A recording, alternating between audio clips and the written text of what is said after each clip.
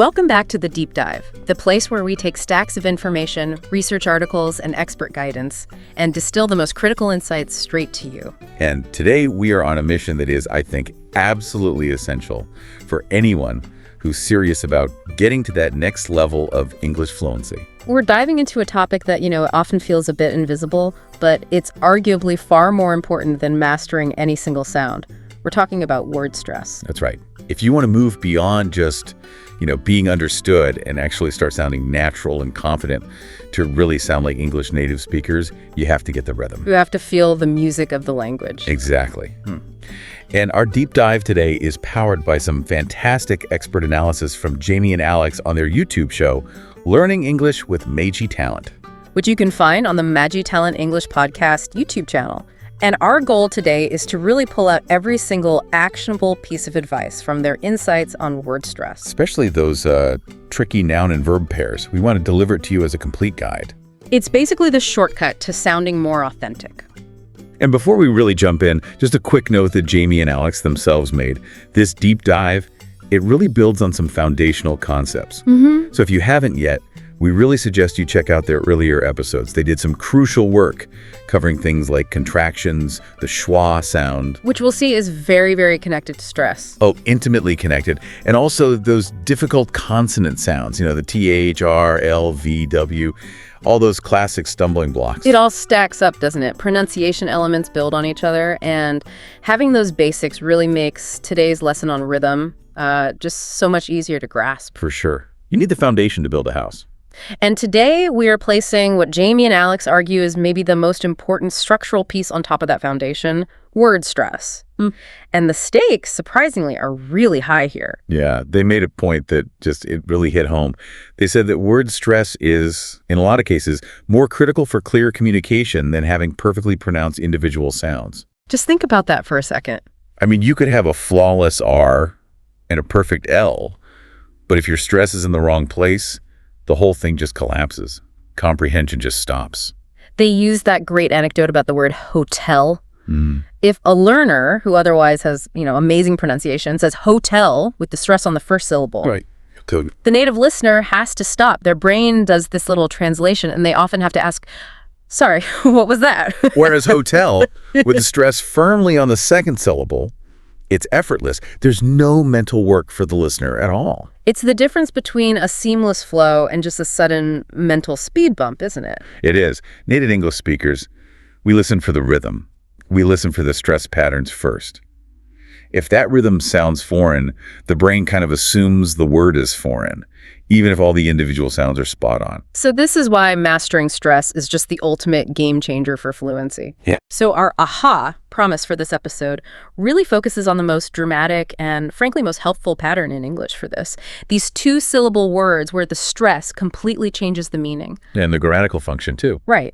The classic example they use, of course, is record versus record. Same letters, same spelling. But a completely different idea, signaled purely by the rhythm. It's really functional linguistics in action. It is. Now, since this is such high-value content, and it builds episode on episode, I really have to encourage you to subscribe to the Majy Talent English podcast YouTube channel. Go on, hit that subscribe button, turn on the notifications, because the next piece of their puzzle, which is about sentence rhythm, is just as crucial as this. Agreed. Let's not miss a step on this fluency journey. So let's unpack the basics. What even is word stress? Okay, let's really unpack this definition. Because Jamie and Alex, they didn't just say, stress means you emphasize one part. They broke it down into 3 essential physical ingredients. Right. All 3 have to be there at the same time for a syllable to sound stressed to a native ear. Yeah, and I think that's what Learn It miss. They focus on maybe one, but not all 3. Exactly. So, in simple terms, word stress is the natural emphasis English speakers place on one syllable in a word with more than one syllable. Okay, so component number 1. The stressed syllable is made louder. Louder. It's the peak of the word's volume. If you think of the unstressed parts as quiet, maybe whispers, the stressed syllable is the main voice. Okay, makes sense. Component number 2, it's held longer. And this is the one I think a lot of learners miss. We don't rush through the stressed sound. The vowel gets stretched just a little bit. It gives it weight. If you practice saying a word like today, and you actually time how long you spend on to versus day, you can really feel that difference in length. Yeah. Today. And component number 3, this is the one that gives English that sort of melodic musical quality. The stressed syllable is delivered higher in pitch. Yeah, your voice naturally lifts up.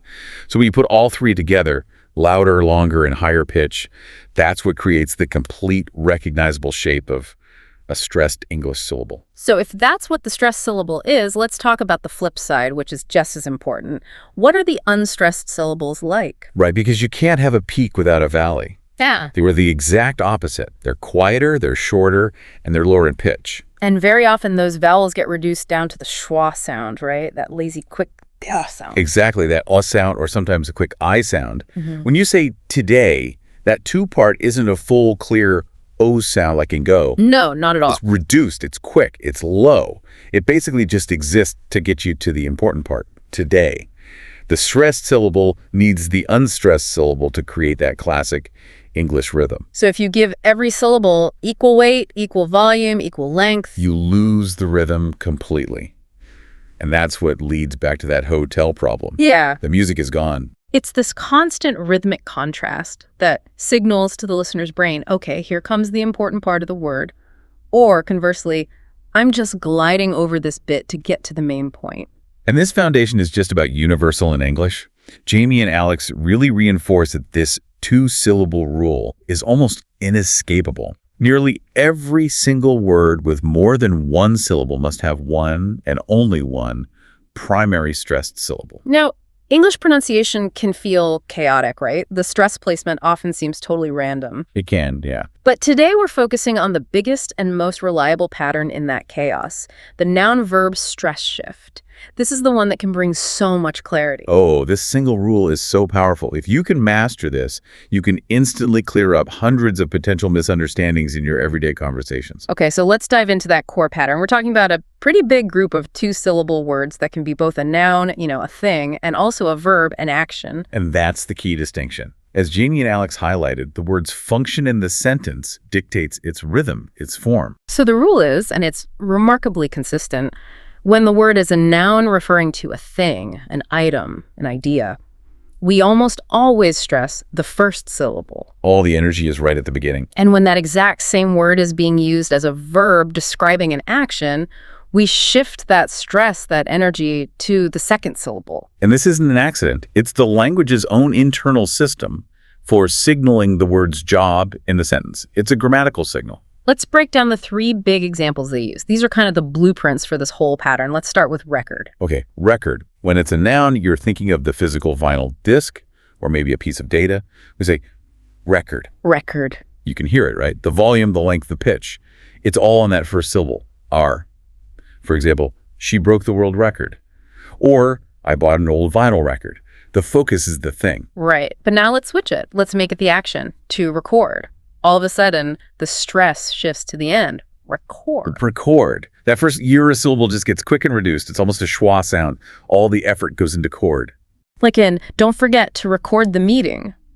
The meaning is totally different just because we moved the energy. And if you mix them up, it's instant confusion. Can you imagine telling a musician, hey, I need you to record a new song? It sounds like you're asking them to become a piece of data. Exactly. The shift is just vital. Okay, let's move on to the next one. Present. As the noun, it's a gift. Stress on the first syllable. Present. Present. The PRE is loud and clear. He unwrapped the birthday present. Right. Or it can mean the current time, like the past is gone, but we have the present still on the first syllable. Okay, now the verb. It means to show, to offer, to give. The stress moves. Present. Present. The pitch goes up on the second syllable. You can hear it lift. I have to present my report to the board tomorrow. Or, we need to present a united front. And the professional importance of this one is huge. I mean, if you're a non-native speaker in a business meeting, mixing these two up can be really awkward. For sure. You want to confidently say, I will present my data, not I will present my data. The second one sounds like you're about to give everyone a little gift wrap box. That's a great way to put it. Okay, and the last of the big 3. Object. As a noun, it's a physical thing. Stress on the first syllable, object. Object. A really clear, sharp sound on the OB, like there was a strange object in the sky. But as a verb, it means to oppose or disagree. The stress shifts.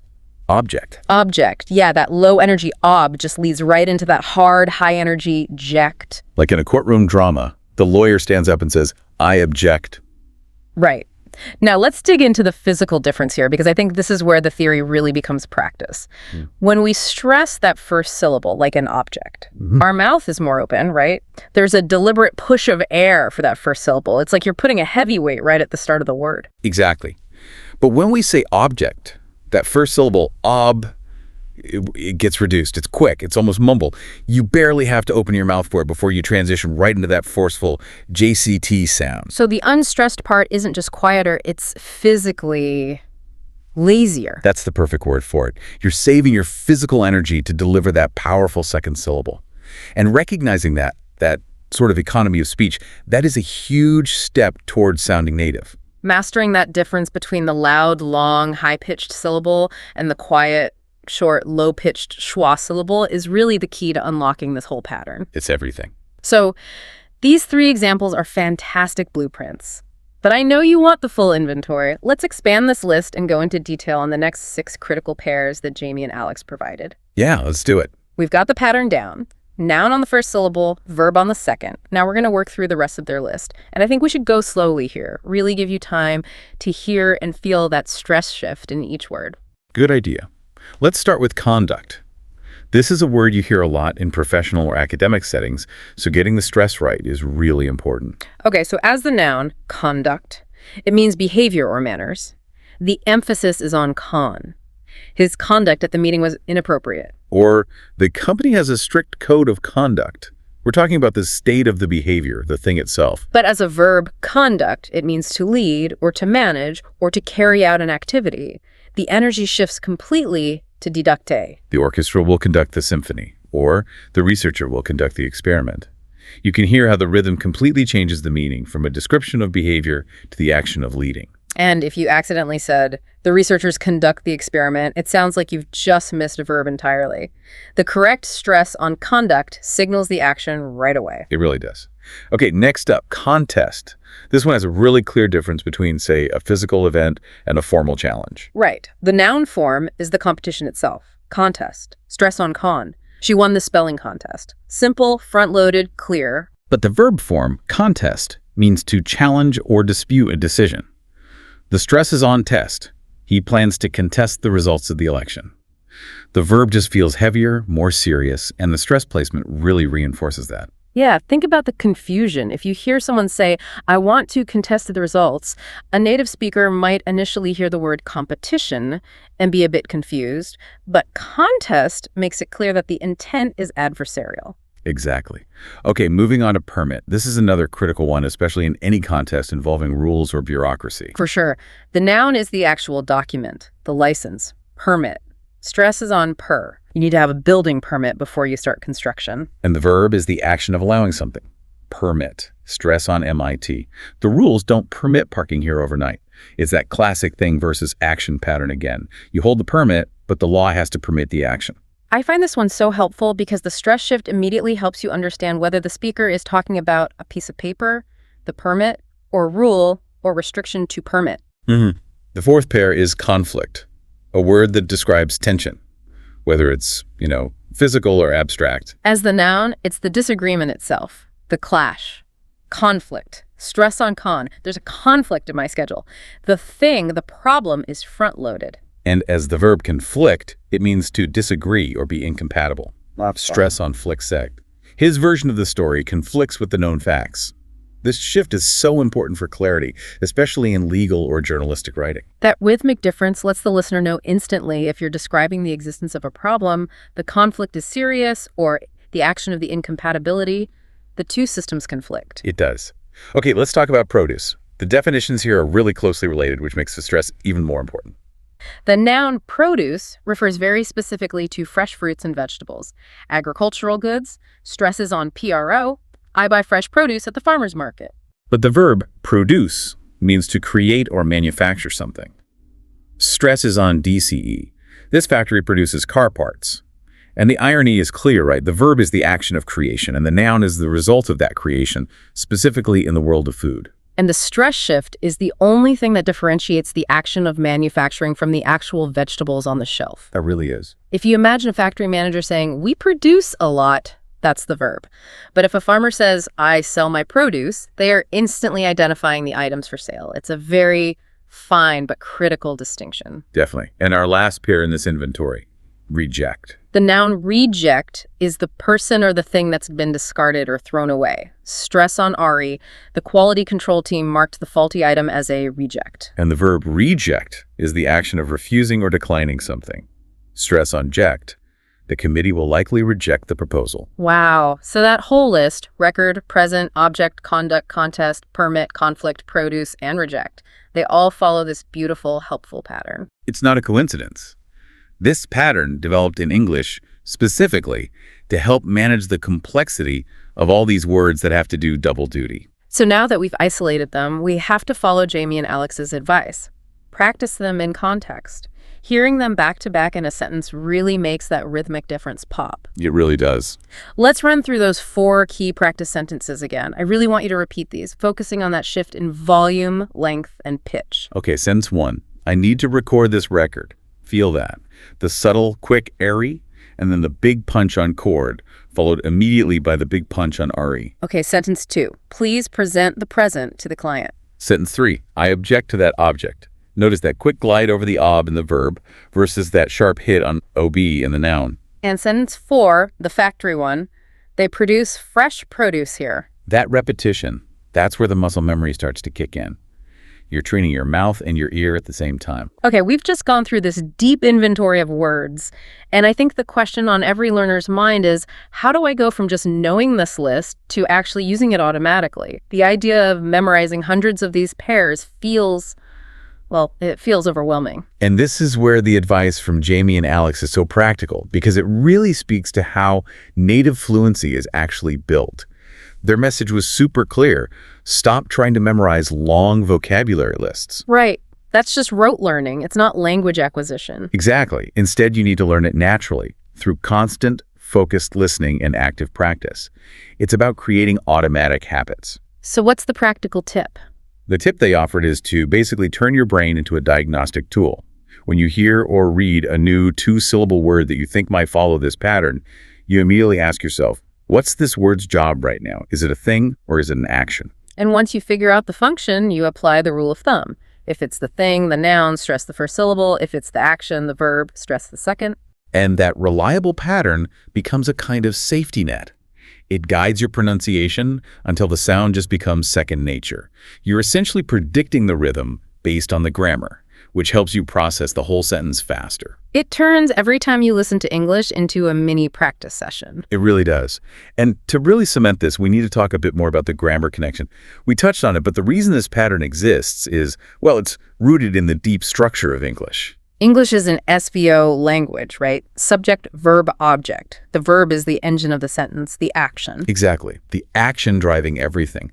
And nouns are often the subject doing the action or the object receiving it. So by putting the stress on the first syllable for the noun, like record, the language is basically sending a signal. Hey, listen up. This is the item we're talking about. And by putting the stress on the second syllable for the verb record, the language is signaling. Attention. This is the action being performed. It's like an auditory signaling system.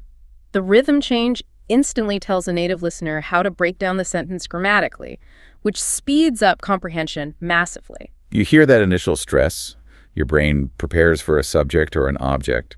You hear the delayed stress. Your brain prepares for the action. Now, you had a fascinating point about where these words came from. Yeah, what's interesting is that this pattern is strongest with words that English borrowed from Latin or French, where prefixes like con, re, ob were added on. The original core meaning was often in that second syllable. Ah, I see. So when English adopted them, it sometimes kept that original stress for the action, the verb, but shifted it to the front for the noun, which reflects a more, Germanic preference for front-loaded stress on nouns. That makes so much sense. It's where linguistic history meets modern convenience. It is, but we have to introduce the exception. English always has an exception to the rule, and Jamie and Alex were sure to highlight it. Of course. The exception clause. So not all 2-syllable noun-verb pairs follow this pattern. And the big counterexample they gave is the word answer. Okay, let's hear it. The noun is. answer. Stress on the first syllable. What is the answer to the question? And the verb is? Also, answer. Stress is still on the first syllable. I need to answer the phone. So it completely defies the pattern. And the immediate question is, why?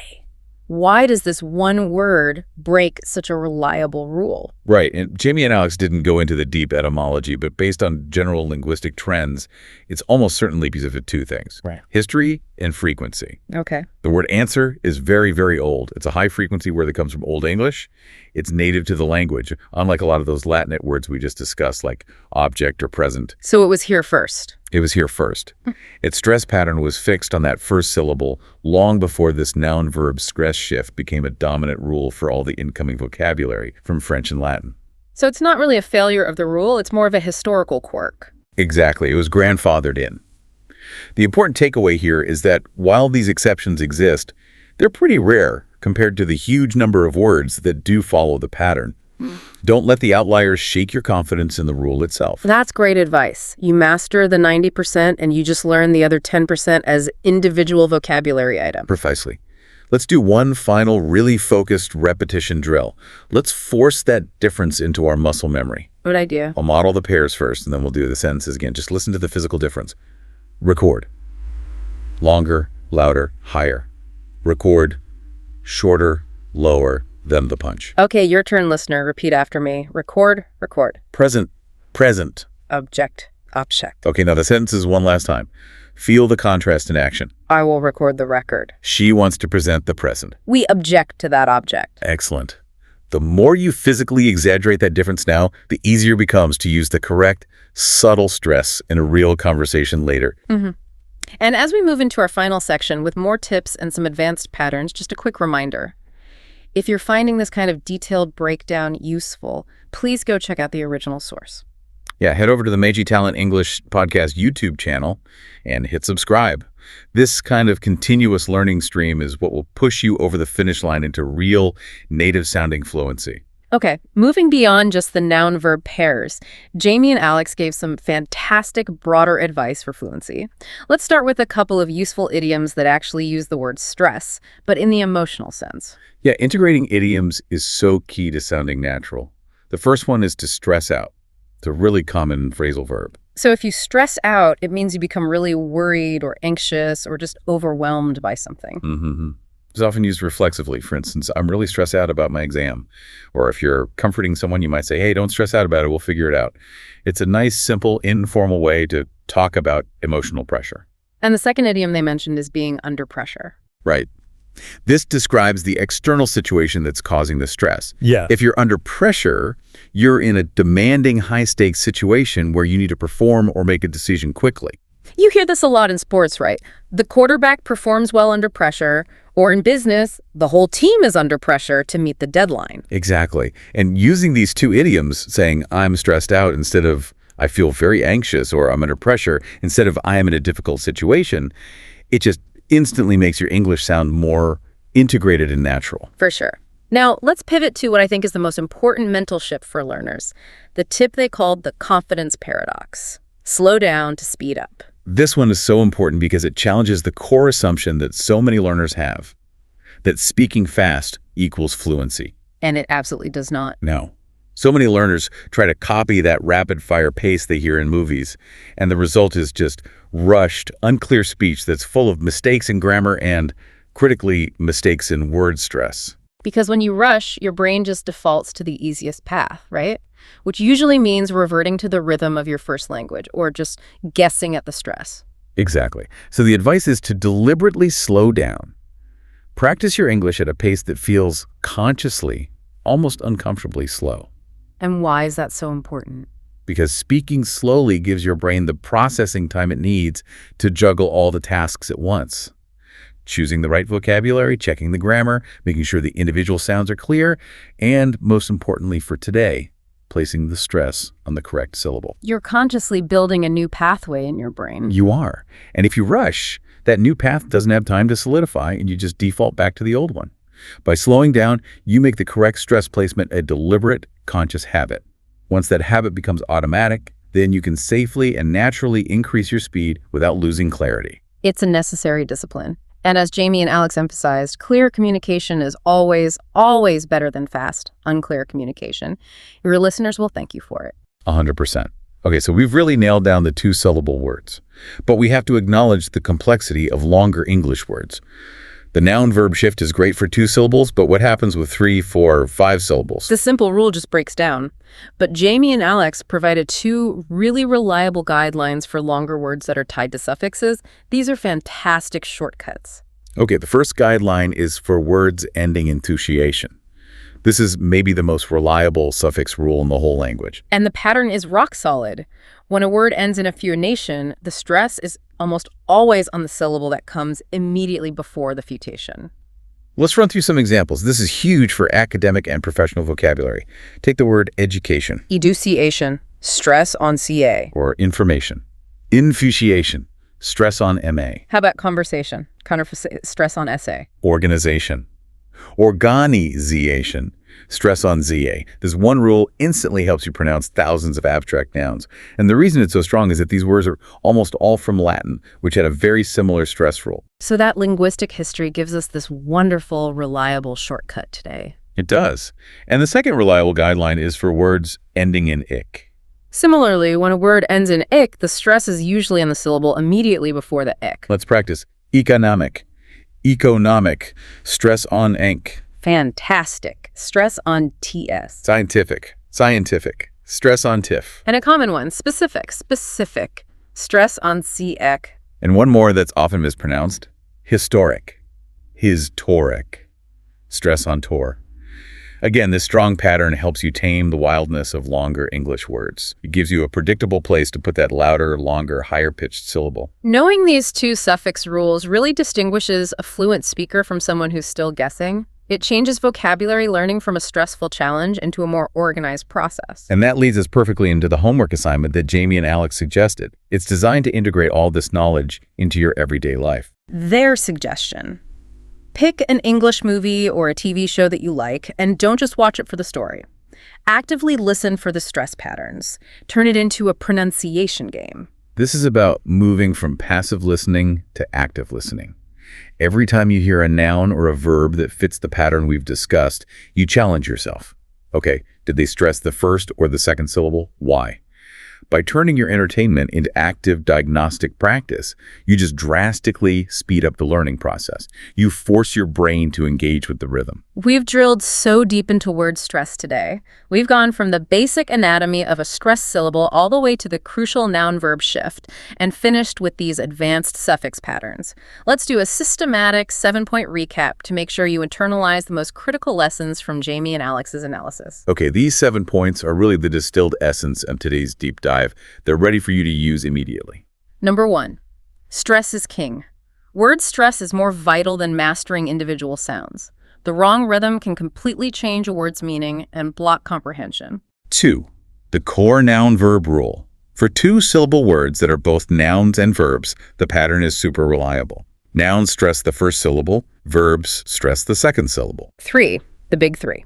You need to commit these high-frequency pairs to practice. Record the noun, record the verb, present the noun, present the verb, and object the noun, object the verb. 4, the and-oration rule. For longer words that end in and-oration, stress the syllable right before it. Think. Commutation rule.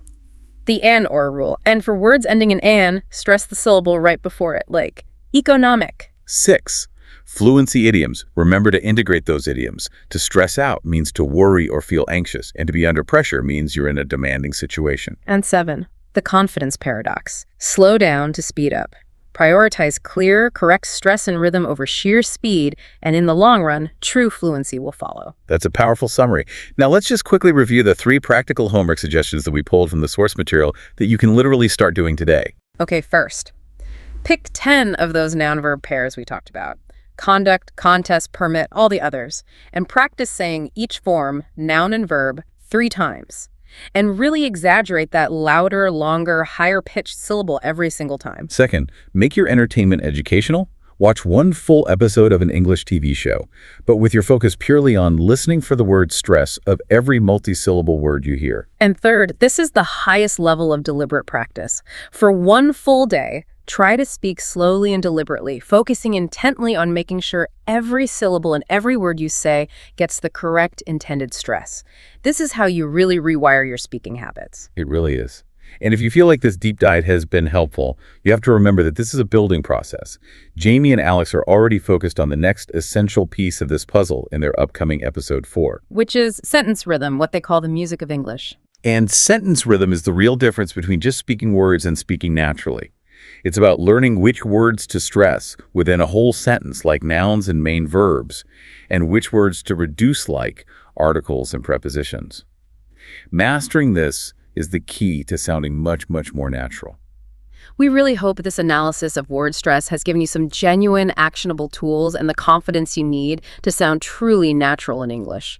Thank you for engaging with us today on The Deep Dive. And we absolutely encourage you to continue this learning journey by checking out the foundational work of Jamie and Alex.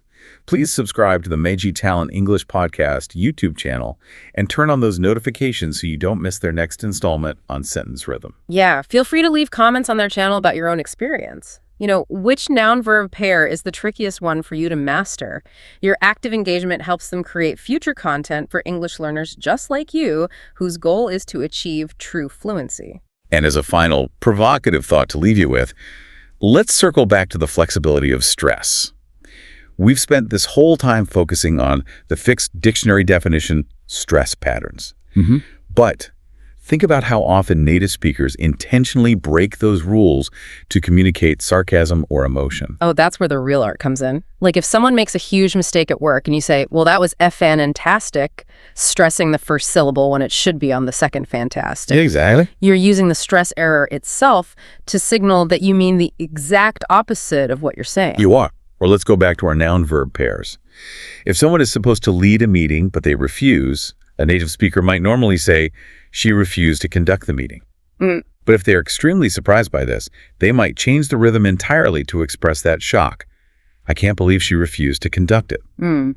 This shows that stress isn't just about grammar.